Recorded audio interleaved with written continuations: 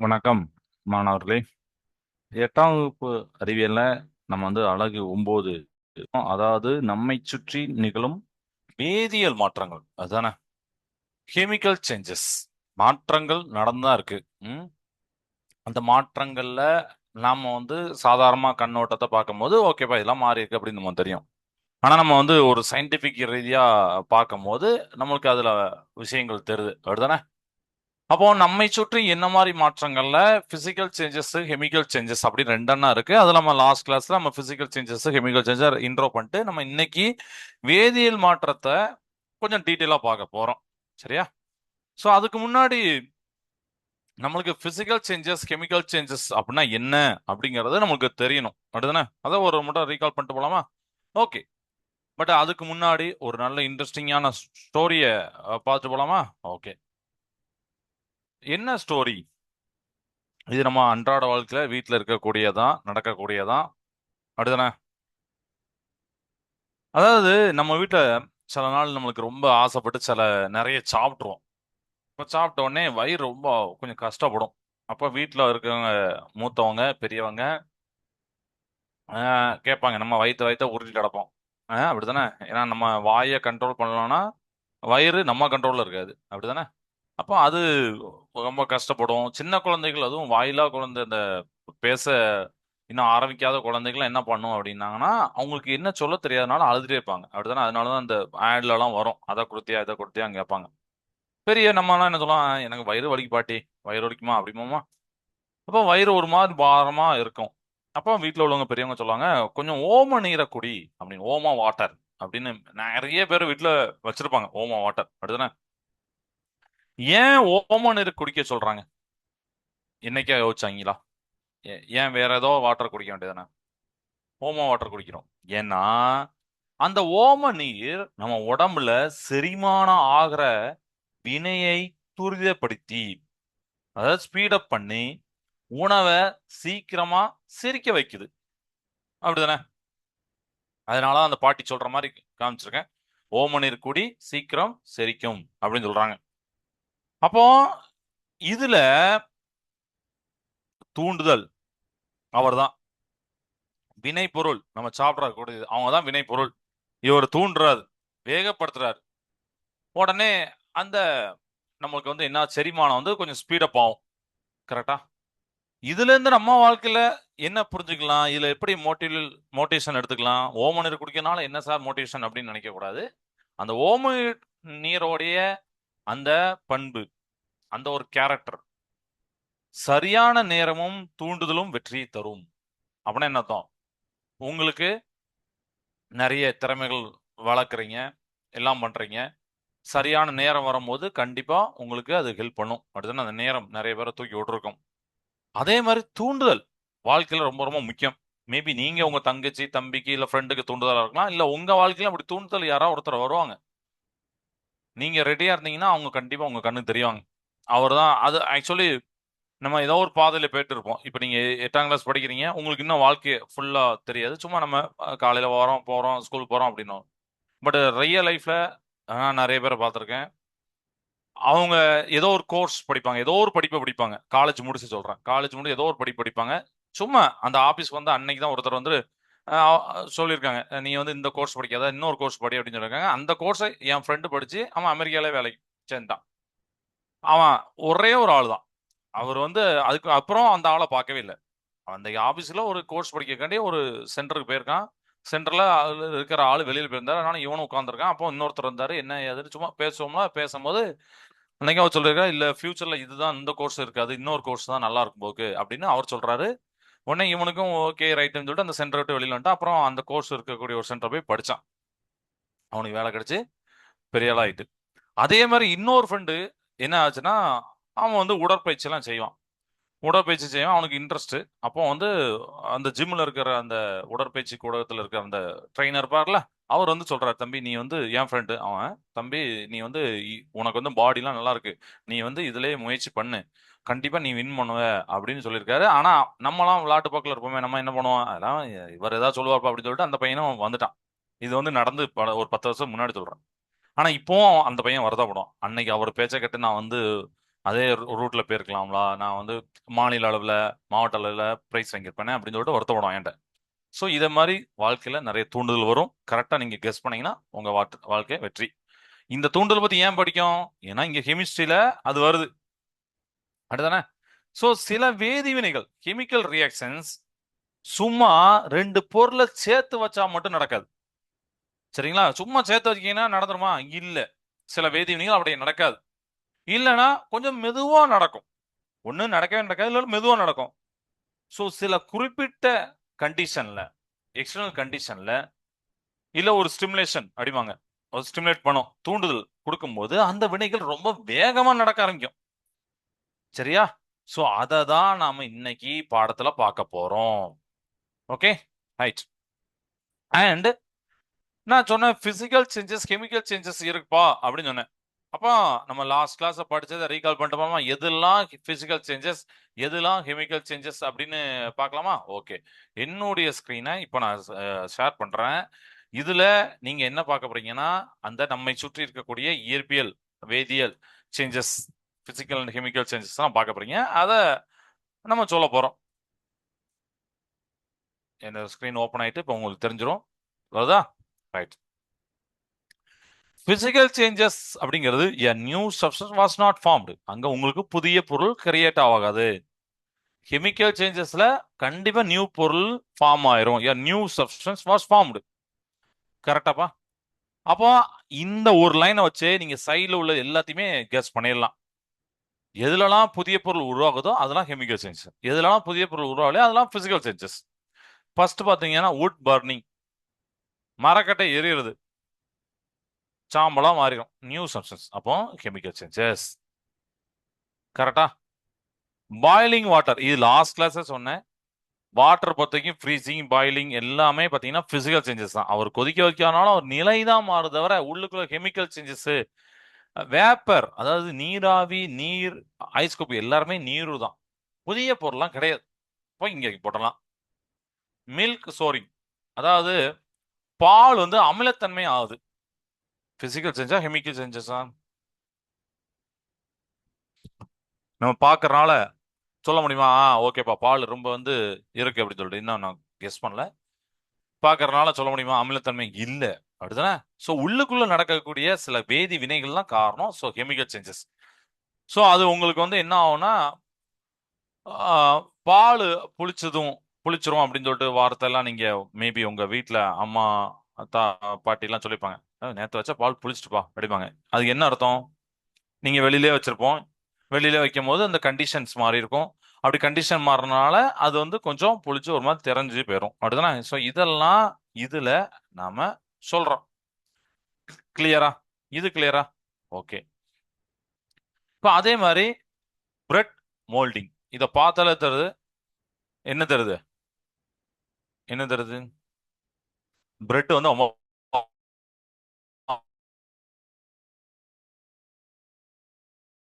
இருக்கு, அப்படிதானே? ரொம்ப நாள் வச்ச பிரெட் வந்துடும். கண்டிப்பா பிசிக்கல் கிடையாது, கெமிக்கல் சேஞ்சஸ் தான், அப்படிதானே? போட்டலாமா? சரி. அடுத்து கட்டிங் ஹேர், இதை மாதிரி 2-3 மாசத்துக்கு ஒரு தடவை வெட்டதான் செய்தோம், திருப்பி திருப்பி வளருது, புதிய பொருளா வருது இல்ல, அப்போ பிசிக்கல் சேஞ்சஸ், அப்படிதானே? ஓகேவா? அடுத்து குக்கிங் அண்ட் எக், எக்கை நீங்க குக் பண்றது, எக் ஒண்ணு என்ன ஆகும்? என்ன ஆகும்? ஃபர்ஸ்ட் இந்த எக் இந்த மாதிரி இல்லை, அப்படிதானே? எஸ். அப்போ கெமிக்கல் சேஞ்சஸ். அப்போ வுட் பர்னிங், மில்க் ஸ்டோரிங், அப்புறம் bread moulding, cooking and egg, இதெல்லாம் கெமிக்கல் சேஞ்சஸ். பிசிக்ஸ் சயின்ஸ்ல நம்ம பாயிலிங் வாட்டர் பார்க்குறோம், கட்டிங் ஹேர் பார்க்குறோம், இரும்பு ஆணி துரு பிடிக்கிறது, இது என்னது? கெமிக்கலா பிசிக்கலா? Very good, chemical changes. கரெக்டா? Very good. கிரம்லிங்க குக்கி அப்படின்னு போட்டிருப்பாங்க. அதாவது என்னன்னா ஒன்றும் இல்லை, பிஸ்கட்டை உடைக்கிறது, அவ்வளோதான் வித்தியாசம். சரிங்களா? கிரம்லிங். அப்போ இதில் புதிய பொருளாம் வராது, அதே பொருளாம் உடஞ்சிருப்பாரு, அவ்வளோதான். S, physical. மெல்டிங் ஐஸ், இதெல்லாம் ஈஸியாக நீங்க சொல்லிடுறீங்க, எல்லாமே பிசிக்கல் தான். ஐஸை பற்றி வந்தாலே ஐசிங், மெல்டிங் ஐஸ், ஃப்ரீசிங், இதெல்லாமே இதை சொல்றீங்க. மேட்ச் பர்னிங், தீக்குச்சி எரிக்கிறீங்க, கண்டிப்பா புதிய பொருள் தான், பழைய பொருள் வராது, திருப்பியும் அந்த மருந்து வராது, அப்படிதான் ஒரு மட்டும் எரிஞ்சுன்னா அவ்வளவுதான். Yes, chemical changes. Sorry. Okay. Digesting food, நம்ம சாப்பிட்ற சாப்பாடுலாம் டைஜஸ்ட் ஆகணும். கெமிக்கல் சேஞ்சஸ், அப்படிதானே? மூவிங் த லான், அதாவது தோட்டத்தை நம்ம வெட்டுறது, கட் பண்றது, அழகுபடுத்துறது, இதெல்லாம் பிசிக்கல் சேஞ்சஸ். ஏன்னா நீங்க கட் பண்ணாலும் திருப்பி அடுத்து புதிய பொருளாம் வராது. அந்த புல்லை வெட்டிங்கன்னா புல் தான் இருக்க போகுது, 3 மாசம் வளர போகுது. பிரேக்கிங் கிளாஸ், உடஞ்ச பிறகு கிளாஸாக தான் இருக்க போகுது. Yes, correct. அப்போ இதுதான் பிசிக்கல். பேக்கிங் ஏ கேக் அப்படின்னு என்னதும், கேக்கு தயாரிக்கிறது. பிசிக்கலா கெமிக்கலா? கேக்கை உருவாக்குறாங்க, டேரக்டா கேக்கே வந்துருமா? இல்ல, மைதா மாவுல இருந்து. எஸ். அப்போ கெமிக்கல் சேஞ்சஸ், ரைட்டா? Super. Chopping of piece of wood, மரக்கட்டையை வெட்டுறாரு. அதேதான், பிசிக்கல் தான். ரிப்பிங் ஏ பேப்பர், பேப்பரை கிழிக்கிறது. எஸ், பிசிக்கல் தான். ஃப்ரூட் ரோட்டிங், அதாவது பழம் அழுகிறது. கெமிக்கல் அப்படிதான், கரெக்டா. திருப்பி வராது, அப்படிதானே? அழுகுன ஆப்பிள் திருப்பி நல்ல ஆப்பிளா மாறப்போதா? இல்ல. ஃபயர் ஒர்க்ஸ் எக்ஸ்ப்ளோடிங், கண்டிப்பா கெமிக்கல் தான். மெல்டிங் பட்டர், உருகுறாரு, ஜஸ்ட் உருகுறாரு. பிசிக்கல். பிரேக்கிங் பென்சில், நம்ம டெய்லி பண்றோம்ல, பென்சிலை பிரேக் பண்றோம். S, correct. சப்மிட் பண்ணி பார்க்கலாமா? ஏதாவது மாத்தி இருந்தா நம்ம கரெக்ட் பண்ணிக்கலாம். அனைத்தும் சரி, வெரி குட். அப்போ உங்க வாழ்க்கையில, அன்றாட வாழ்க்கையில இனிமே நீங்க பார்க்கும் போது உங்களால கெஸ் பண்ணிடலாம், இதுவா பிசிக்கல். இதுக்கு முன்னாடி வெறும் சேஞ்சஸ், வெறும் மாற்றங்கள். இப்ப பிசிக்கல் சேஞ்ச், கெமிக்கல் சேஞ்ச், அந்த மாதிரி நீங்க லேபிள் பண்ணிடுறீங்க, அப்படித்தானே? அம்மா வந்து முட்டை வச்சாங்கன்னா கெமிக்கல் சேஞ்சஸ், தங்கச்சி வந்து பென்சில் உடைச்சானா பிசிக்கல் சேஞ்சஸ், அப்படித்தானே? சார், அதுக்காண்டி எல்லா டைம்லயும் நான் வந்து சப்ஜெக்டோட இருக்க முடியுமா அப்படின்னு நினைக்காதீங்க. நீங்க சப்ஜெக்டா பாத்தீங்கன்னா கஷ்டமா இருக்கும். எப்பவுமே அப்படிதான் நான் ஸ்டூடெண்ட் சொல்றேன். இது எப்பா ஒரு சப்ஜெக்ட் பா அப்படின்னு நினைச்சீங்கன்னா கஷ்டம் தான். அது ஒரு லேர்னிங், நம்ம லேர்ன் பண்ண போறோம். நம்ம லேர்ன் பண்றதுனால நம்மளுக்கு இவ்வளவு விஷயம் தெரியுது. நம்ம லேர்ன் பண்ணலாம், சும்மா நம்ம புக்கை தூக்காம ஏதோ ஒரு வேலையை பார்த்துட்டு இருக்கோம்னு வச்சுக்கோங்க, நமக்கு இதெல்லாம் தெரியாது. நம்ம சுத்தி இருக்க நடக்கிற விஷயங்கள்லாம் தெரியாது. அப்ப இதெல்லாம் லேர்ன் பண்றீங்க. ஐஸ் இப்படி இருக்கு, எக் இப்படி இருக்கு, வுட் பர்னிங் ஆகுறது, ஃபயர் ஒர்க்ல இப்படி இருக்காரு அப்படின்னு சொல்லிட்டு நீங்க லேர்ன் பண்ணும்போது, நீங்க லேர்னிங்கா நினைச்சீங்கன்னா அது வந்து உங்களுக்கு ஹெல்ப்ஃபுல்லா இருக்கும், இன்ட்ரெஸ்டிங்காகவும் இருக்கும். சரியா? Okay, good. ஸோ இப்போ நம்ம அந்த தூண்டுதல் டாபிக் வரலாமா? ஸோ கெமிக்கல் சேஞ்சஸை தூண்டுது. யாரெல்லாம் தூண்டுறா, எப்படி தூண்டுறாரு, அதாவது ஃபேக்டர்ஸ் அப்படிங்கிறத பார்க்கலாமா? ஸோ லாஸ்ட் கிளாஸ்ல அந்த டெல்லியில அந்த குதுப்மினார் அப்படின்லாம் சொல்லி கொடுத்தேன், அப்படிதானே? ஞாபகம் இருக்கும்னு நினைக்கிறேன், கரெக்டா? ரைட். அதுக்கப்புறம் அந்த ஆதித்யா அதெல்லாம் நீங்க பார்த்துருப்பீங்க, மெல்டிங் ஐஸ்லாம், பிசிக்கல் சேஞ்சஸ் அதெல்லாம் பார்த்துருப்பீங்க, கரெக்டா? இப்போ ஃபேக்டர்ஸ் நம்ம போகிறோம். நம்ம லாஸ்ட் கிளாஸ் அந்த பிசிக்கல் கான்டாக்ட் மட்டும் பார்த்தோம். அதாவது கெமிக்கல் சேஞ்சஸ்ல தொட்டுக்கிட்டு பண்றதுதான் பிசிக்கல் கான்டாக்ட்.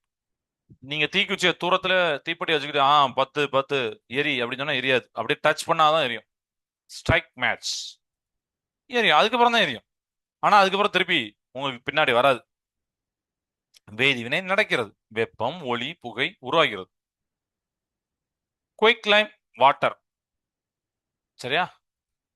இந்த குயிக் லைம் கூட நீங்க வாட்டர் சேர்க்கறீங்க, என்ன நடக்கும் பாருங்க, ஒரு மாதிரி புகையா வரும், வெப்பம் வருதான். புரியுதா? அதாவது தமிழ்ல வந்து கால்சியம் ஆக்சைடுமாங்க, அதுதான் குயிக் லைம் அப்படிம்பாங்க.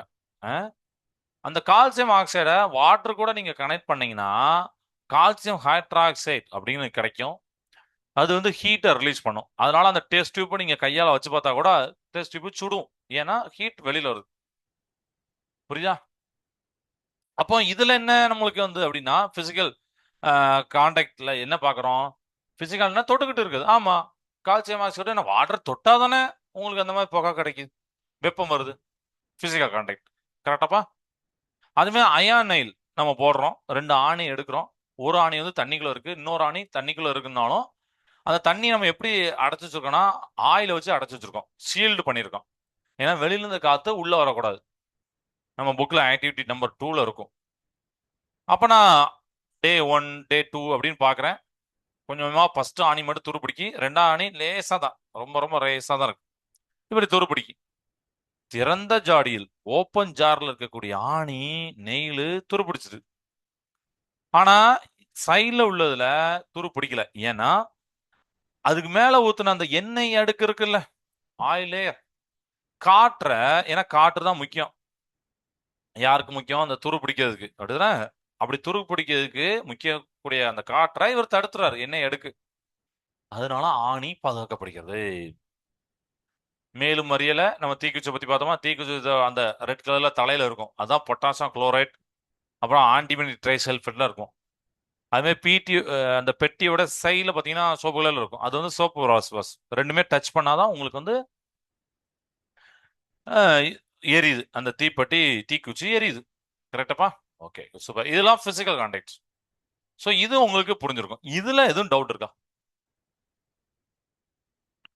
இது எல்லாமே வேதிய மாற்றங்கள். ஏன்னா இயற்பிய மாற்றங்கள், வேதிய மாற்றம் இப்போ உங்களுக்கு தெரியும். வேதிய மாற்றத்துல ஃபேக்டர்ஸ் நம்ம பார்க்குறோம். ஃபேக்டர்ஸ்னா காரணிகள். காரணிகள் என்ன? நீங்க ஏதாவது ஒரு விஷயம் வித்தியாசம் பண்றதுதான் காரணிகள், அப்படிதானே? இப்போ நம்ம பிசிக்கலா பண்றோம், அது ஒரு ஃபேக்டர். நீங்க டச் பண்ணா மாறுது. எஸ். Solution, correction. இப்போ ஸ்டெப் 1ல என்ன பண்றாங்கன்னா, some reactants only react when dissolved in solvent like water. Solid side by side nothing happens. அதாவது ரெண்டுமே சாலிடா எடுக்கிறீங்கன்னா, ரெண்டுமே திடப்பொருளா எடுக்கிறீங்கன்னா அது கலக்காது, அப்படியே இருக்கும். சில இது எப்போதான் ரியாக்ட் ஆகும்னா, லைக் அந்த வாட்டர்ல மாதிரி சால்வெண்ட்ல தான் ரியாக்ட் ஆகும். ஸோ இங்க நான் வந்து 2 டெஸ்ட் டியூப்ல, ஒரு இதுல சில்வர் நைட்ரேட், வெள்ளி நைட்ரேட்மாங்க, அதுவும் திடப்பொருளாம், சாலிட் தான், AgNO3.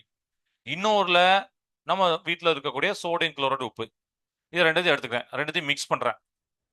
பாருங்க, மிக்ஸ் ஆகல, அதான் இன்ட்டு போட்டிருக்காங்க, நோ ரியாக்ஷன். எஸ், வினைப்படு பொருட்கள் என்ன ஆகல, ஒன்னா கலக்கல. Reactants must be solution to react. ஏன் கலக்கல? ஏன்னா கலக்கக்கூடிய ரெண்டுமே சொல்யூஷனா இருக்கணும், அதான் கரைசலா இருக்கணும். அப்ப ரெண்டாவது வரேன், ஸ்டெப் நம்பர் 2க்கு வரேன். ரெண்டுத்தையும் என்ன பண்றேன்னா வாட்டர்ல கரைக்கேன், தனித்தனியா. வாட்டர்ல தனித்தனியா டெஸ்ட் டியூப்ல கரைச்சிட்டு, இப்போ ஒரே டியூப்ல 2 பேரும் கலக்குறேன். இப்போ பாருங்க, 2 பேரும் கலந்துட்டாங்க. கலந்துட்டு ஒரு மாதிரி வெள்ளை கலர்ல வீல் பொடி வராங்களா, இதுதான் ஒயிட் பிரசிபிடேட். ஏன்னா நீங்க ஃபர்ஸ்ட் 2 டெஸ்ட் டியூப்ல சில்வர் நைட்ரேட்ல எடுத்தீங்களா, அந்த சில்வர் நைட்ரேட்டும் சோடியம் குளோரைடும் சேர்ந்து இந்த மாதிரி ரியாக்ஷன் ஏற்படுத்திடுவாங்க. AgCl plus NaNO3. அந்த AgCl தான் சில்வர் குளோரைட். அது வந்து ஒரு வெள்ளை கடல்ல இருக்கக்கூடிய உப்பு, ஒரு வீழ்படி, அது வீழ்படிஞ்சிடும், இந்த வெள்ளை கலர்ல இருக்கும் AgCl. அதான் பிரசிபிடேட் ஃபார்மிங். சொல்யூஷனா என்ன இருக்குன்னா NaNO3 அப்படி இருக்கும். இதே மாதிரி நம்ம வீட்டில் பாலுடன் காப்பி தூள் கலக்கும் போது நிறம் மாறுவது கரைசல் நிலையில் நிகழும் வேதிவினை, நம்ம வீட்டிலே உள்ளதை சொல்லியிருக்காங்க. இது என்னன்னா கரைசல் நிலை, கரைசலா இருக்கிறது அந்த கெமிக்கல் சேஞ்சஸ்க்கு ஒரு ஒரு ஃபேக்டர்ஸா இருக்கு. ஆமாவா இல்லையா? கரைசல்ல இருக்குது. ஃபர்ஸ்ட் பிசிக்கல் பார்த்தோம், இப்போ கரைசல்ல இருக்குது. இதே மாதிரி எலக்ட்ரிசிட்டி பார்ப்போமா, அது ஒரு இன்ட்ரெஸ்டிங்கா இருக்கும். எலக்ட்ரிசிட்டி, மின்சாரம். நீங்க சில சொல்யூஷன் வழியா மின்சாரத்தை பாஸ் பண்றீங்க, கெமிக்கல் ரியாக்ஷன் நடக்கும், வேதிவினை நடக்கும். இதுக்கு பேர் தான் எலக்ட்ரோலைசிஸ். இதுக்கு பேர் தான் எலக்ட்ரோலைசிஸ்.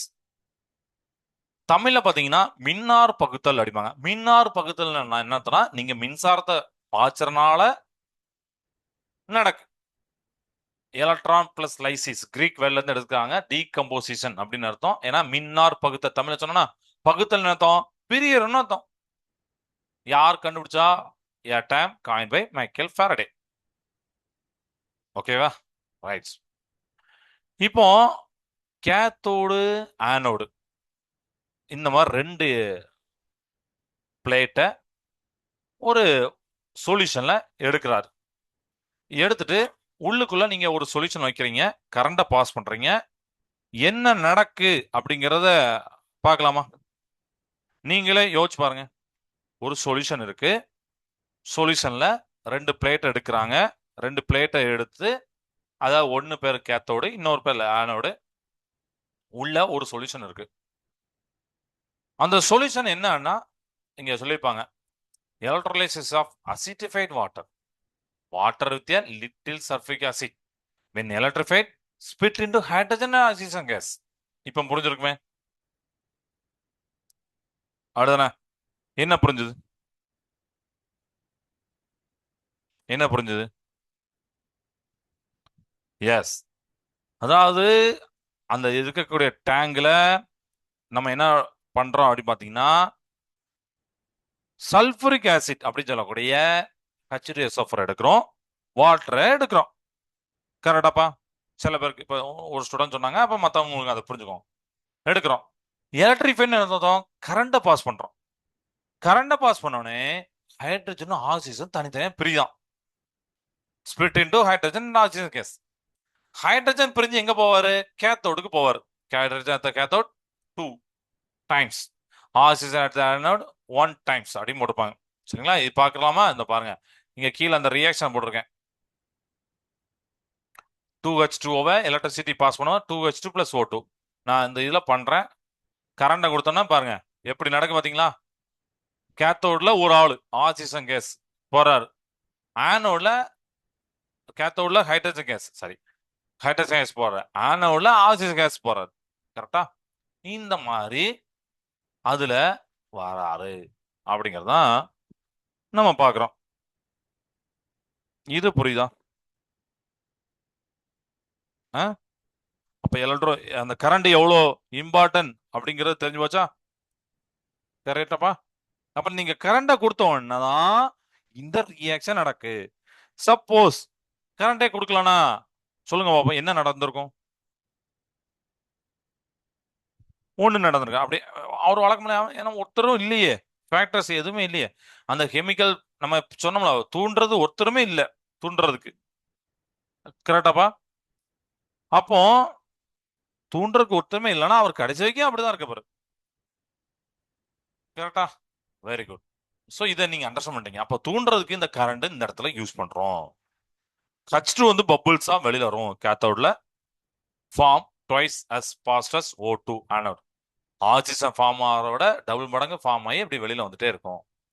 தொழிற்சாலையில பயன்பாடு, செறிவூட்டப்பட்ட சோடியம் குளோரைடு கரைசல், அதாவது உவர்நீர் மின் பகுப்பு செய்யப்பட்டு குளோரின் ஹைட்ரஜன் வாயுக்களும் சோடியம் ஹைட்ராக்சைடும் தொழிற்சாலை முறையில் தயாரிக்கப்படுகின்றன அப்படின்னு கேட்டிருக்காங்க. தொழிற்சாலை பயன்பாடுல நீங்க பெரிய வயசானோன்னு இண்டஸ்ட்ரியலாம் வேலை பார்க்கும்போது நிறைய கெமிக்கல்ஸ், நிறைய ப்ராசஸ்ல நீங்க பார்ப்பீங்க. அப்பெல்லாம் நமக்கு ஆச்சரியமா இருக்கும். நம்ம நம்ம புக்ல படிச்சதா இருக்கும், ஆனா நம்ம மறந்துருப்போம். அதை மறந்துருப்போம், ஆனா நம்ம புக்ல படிச்சதா இருக்கும். அது நீங்க லேட்டரா அதுக்கப்புறம் புக் எடுத்து பாத்தீங்கன்னா உங்களுக்கே தெரியும், ஆஹா நம்மலாம் 8ஆம் கிளாஸ் படிச்சிருக்கோமோ, ஓ 7ஆம் கிளாஸ் படிச்சோம் அப்படின்னு தோணும். ஏன்னா நான் அப்படி வேலை பார்த்து ஒரு கம்பெனில வேலை பார்த்துட்டு அதுக்கப்புறம் அந்த கம்பெனில இருக்கும்போது ஃப்ரீ டைம்ல என்னுடைய 11th 10th புக்கை எடுத்து பார்க்கும்போது அது எல்லாமே அதுலயே இருந்துச்சு. அப்ப எதுக்கு படிக்காம தெரியாம நான் படிச்சுட்டு இருந்தேன். அப்படிதானே? ஸோ அதுதான். ஸோ செறிவூட்டப்பட்ட சோடியம் குளோரைடு கரைசல் உவர்நீர் மின்பகுப்பு செய்யறாங்க, செய்யப்பட்டு குளோரின் அண்ட் ஹைட்ரஜன் வாயுக்கள் வருது. சோடியம் ஹைட்ராக்சைடும் தொழிற்சாலை முறையில் தயாரிக்கப்படுகிறது. சுவிட்ச் ஆஃப் பண்ணிடலாமா கரண்டா? எஸ். இப்போ ஹீட்டும் ஒரு காரணமா? Yes. Some reaction happen only when it heat is supply. அது பேர் தான் தெர்மோகெமிக்கல் ரியாக்ஷன்ஸ். சரிங்களா? அப்போ தெர்மோ அப்படின்னா வெப்பம், கெமிக்கல்னா வினை. ஸோ இது வந்து வெப்ப வினை அப்படின்னு நம்மளுக்கு லாங்குவேஜ்ல புரிஞ்சுக்கலாம். வெப்ப வினைன்னா தான் வெப்பத்தால் நடக்கக்கூடிய வினை, தெர்மாலிசிஸ். புரியுதா? அப்போ இந்த ரியாக்ஷன்ல reaction that release heat are exothermic, those are absorb heat as endothermic. சில ரியாக்ஷன் ஹீட்டை அப்சர்வ் பண்ணும், அப்சர்வ் பண்ணா அது வந்து எண்டோதெர்மிக், வெப்ப கொள்வினை தமிழ்ல. சில ரியாக்ஷன் வெப்பத்தை வெளியில விடும், அதுதான் வெப்ப உமிழ்வினை, எக்ஸோதெர்மிக். இப்போ இங்க பாருங்க, நான் ஒரு டெஸ்ட் டியூப் எடுத்திருக்கேன். உள்ள லெட் நைட்ரேட்டை சின்ன சின்ன துண்டுகளா நான் வச்சிருக்கேன். இதை நான் ஹீட் பண்றேன். நீங்களே பாருங்க என்ன நடக்கு, நீங்களே பாருங்க. எஸ், ஒரு புகை வருதா, ரெட் ரெட் கலர்ல வரும். வந்துட்டு ஒரு ஒரு சின்ன கிராக்கிங் சவுண்ட் வரும். நீங்க ரியல் லைஃப்ல பண்ணும்போது அந்த சவுண்டை நீங்க பார்க்கலாம். காலேஜ்ல நீங்க கெமிஸ்ட்ரிலாம் படிக்கும்போது இதெல்லாம் பண்ணீங்க. அப்ப அந்த லெட் நைட்ரேட்டை போடும் போது கிராக்கிங், அந்த கிராக்கிங் சவுண்ட் வரும். Reddish brown nitrogen dioxide gas வெளியில வரும். சரியா? சோ வெப்பம் கொடுக்கும் போது தான் நடக்கும். பாருங்க, வெப்பம் கூடுது பாத்தீங்களா? ரெட்டிஷ் ப்ரௌன் NO2 கேஸ் வெளியில வருது, கிராக்கிங் சவுண்டுக்கு கேக்கு. ஆனா எண்டோதெர்மிக் டீகம்போசிஷன், எண்டோதெர்மிக்னா வெப்பம் உள்ள அப்சர்வ் ஆகுது, ஆமா, நீங்க டெஸ்ட் டியூப்பை வந்து ஹீட் பண்றதுனால தானே நடக்கு. சரியா? சரியாப்பா? ஸோ வெப்பத்தினால, மின்சாரத்தினால, கரைசல்ல இருக்கக்கூடிய நிலையினால, பிசிக்கல் டச்னால, தொடர்புனால நடக்கக்கூடிய வேதியியல் மாற்றங்களை நம்ம பார்த்தோம். Factors determining chemical changes. வேதியியல் மாற்றத்தை நிர்ணயிக்கும் காரணிகள் இவங்களாம். தொழிற்சாலையில சுண்ணாம்புக்கல் அப்படின்னு சொல்லுவோட லைம் ஸ்டோன் சூடாக்கப்பட்டு விரைவு சுண்ணாம்பு குயிக் லைம் அப்படிம்பாங்க. அதை வந்து CaO பெறப்படுகிறது. சிமெண்ட் சுண்ணாம்பு தயாரிக்கும் மூலப்பொருள் தான் அந்த CaO.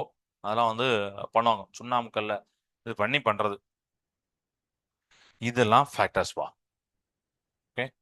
ஸோ மீதி அடுத்த கிளாஸ்ல நம்ம லைட்டு கேட்டலிஸ்ட் அப்புறம் கண்டினியூ டாபிக்லாம் பார்க்கலாம். ஸோ இந்த கிளாஸ்ல இது வரைக்கும் போதும். இன்னைக்கு நம்ம என்ன பார்த்தோம் ரீகால் பண்ணிடலாமா? ஃபர்ஸ்ட் எடுத்தோடனே பிசிக்கல், அதாவது மோட்டிவேஷனல் ஸ்டோரி வழியா நம்ம என்ன பார்த்தோம்? ஸ்டிமுலேட் பண்றது, ஒரு வேதி வினைய இன்க்ரீஸ் பண்றது, ஸ்பீட் அப் பண்றது. அப்புறம் பிசிக்கல் சேஞ்சஸ், கெமிக்கல் சேஞ்சஸ், நம்ம அன்றாட வாழ்க்கையில நம்ம கண்ணுக்கு தெரியக்கூடிய வேதிய மாற்றம், இயற்பியல் மாற்றம் என்னெல்லாம், பென்சில் உடையில இருந்து மரம் எரியற வரைக்கும், பேப்பர் கிளியர்ல இருந்து எல்லாமே சொன்னோம். இதெல்லாம் எதெல்லாம் பிசிக்கல், எதெல்லாம் கெமிக்கல் அப்படின்னு சொன்னோம். அடுத்து அந்த ஃபேக்டர் எதெல்லாம் டிட்டர்மைன் பண்ணுது, எதெல்லாம் நிர்ணயிக்கி, அந்த ஃபேக்டர்ஸ் காரணிகள் பார்த்தோம். ஹீட்டை பார்த்தோம். பிசிக்கலா நீங்க தீக்குச்சி உரசினாதான் நெருப்பு வரும். சில ரியாக்ஷன் நீங்க ஹீட் பண்ணாதான் நடக்கும். சில ரியாக்ஷன் நீங்க கரண்ட கொடுத்தாதான் நடக்கும். அப்படிதானே? சில ரியாக்ஷன் சாலிடா இருந்தா நடக்கல, ஆனா சொல்யூஷனா இருந்தா நடந்துச்சு அப்படிங்கறதான் நம்ம பார்த்தோம். இதெல்லாம் இந்த கிளாஸ் பார்த்தது. இதுல எதுவும் டவுட் இருக்கா ஸ்டூடெண்ட்ஸ்?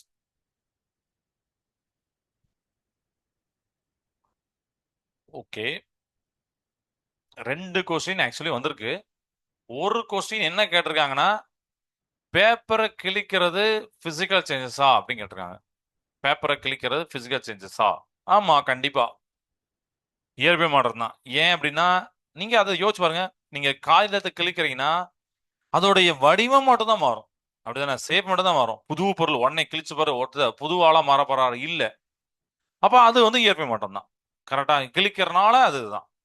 வேற இன்னொரு கொஸ்டின் என்ன கேட்டிருக்காங்கன்னா, பனிக்கட்டி உருகுறது புரியல அப்படின்னு கேட்டிருக்காங்க. பனிக்கட்டி உருகுறது அது என்ன மாற்றம்னு புரியலையா? ஓகே. இப்போ இது ஒரு இயற்பியல் மாற்றம் நான் சொன்னேன். பனிக்கட்டி உருகுது, ஐஸ் கியூப் வந்து உருகுறது ஒரு இயற்பியல் மாற்றம் சொன்னேன். ஏன் சொன்னேன்? ஏன்னா அங்க புதிய பொருள் உருவாயிருக்காரா? இல்லையே. பனிக்கட்டிங்கிற யாரு? தண்ணி தான் அவருடைய ஒரு வடிவம் தான் தவிர தண்ணி வேற, ஐஸ் கியூப் வேற இல்ல, பனிக்கட்டி வேற இல்ல. கரெக்டாப்பா? அப்ப அவர் ஒரு இயற்பியல் மாற்றம் தான். பனிக்கட்டி உருகி தண்ணீரா மாறினாலும் கெமிக்கல் ரீதியா அவர் வாட்டர் தான். எப்படி பார்த்தாலும் வாட்டர் தான், H2O வாட்டர் தான். அதனால அங்க புதிய பொருள் யாருமே வரல. அதனால பனிக்கட்டி மெல்டிங் ஐஸ் வந்து நம்ம வந்து இதுதான் சொல்றோம். நீங்க கேட்ட ஆக்சுவலி நல்ல நல்ல கொஸ்டின் ஸ்டூடெண்ட். ஏன்னா இந்த டவுட் நான் ஆரம்பத்தில் சொல்லிருக்கேன். ஏன்னா எல்லாருக்கும் ஒரு டவுட் வரும். மெல்டிங் ஐஸ் எப்படி சார்? சார் ஏதோ ஒரு ரியாக்ஷன் நடக்க போய் தான் சார் வந்து உருகுது அப்படின்னு நினைப்பாங்க. நம்ம அதான் புரிஞ்சுக்கணும். நல்ல ஒரு டவுட். எப்பவுமே புரிஞ்சுக்கணும், அது வந்து இயற்பியல் மாற்றம், புது பொருள் உருவாகல. சரிங்களா? Very good. இந்த மாதிரி கொஸ்டினை கேட்கறீங்க. நீங்க கேட்ட கொஸ்டின்ல இருந்து நான் இன்னொரு இதையும் சேர்த்து சொல்லிடுறேன். இப்ப நீங்க காகிதத்தை கிழிக்கிறது இயற்பியல் மாற்றமானா, கிழிக்கிறது இயற்பியல் மாற்றம், எரிக்கிறது வேதியியல் மாற்றம். எரிச்சிங்கன்னா திருப்பி பேப்பர் வராது. கரெக்டா? அப்ப அதை யோசிச்சு பார்த்துக்கோங்க. உண்மையாதானப்பா? அப்போ இப்போ இதே நீங்க நம்ம சமைக்கிறோம். சமைக்கிறதுக்கு பார்த்தீங்கன்னா, உணவுக்கு நம்ம வாட்டர்லாம் தேவை. அந்த அரிசி வந்து சோறா சாதமா மாறுது. அது ஒரு வேதிய மாற்றம். ஏன்னா அவரால திருப்பி பழைய இதுக்கு போக முடியாது. அப்படின்னா பழைய இதுக்கு போக முடியுமா? முடியாது. ஸோ இதெல்லாம் நம்ம அன்றாட வாழ்க்கையில் பார்க்கறது. ஓகேவாப்பா ஸ்டூடெண்ட்ஸ்? சூப்பர். இப்போ டிக்டேஷன் ஒர்க் போயிடலாமா? 5 வார்த்தை. ஃபர்ஸ்ட் வார்த்தையே கெமிக்கல் சேஞ்சஸ். அதே ஈஸி தானே என்ன? வேதியியல் மாற்றம். 2வது வார்த்தையும் இயற்பியல் மாற்றம், பிசிக்கல் சேஞ்சஸ். எழுதிக்கோங்க. வேதியியல் மாற்றம் கெமிக்கல் சேஞ்சஸ், பிசிக்கல் சேஞ்சஸ் இயற்பியல் மாற்றம்.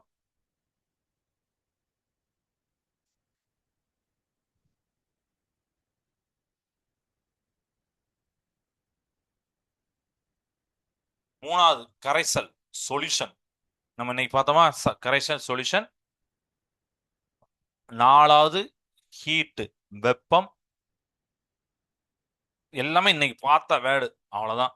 நம்ம புதுசா எதுவுமே எப்பவுமே கொடுக்க கூடாது, நம்ம கொடுக்கவும் மாட்டோம். அப்படிதானே? நம்ம புக்ல உள்ளதான் அன்னைக்கு நடத்துனதான் கேட்போம்.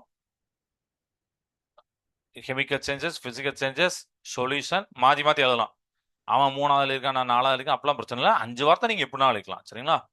சொல்யூஷன் கரைசல், ஹீட் வெப்பம், எலக்ட்ரிசிட்டி மின்சாரம் அல்லது மின்னோட்டம் போடலாம். மின்சாரனே போடுங்க.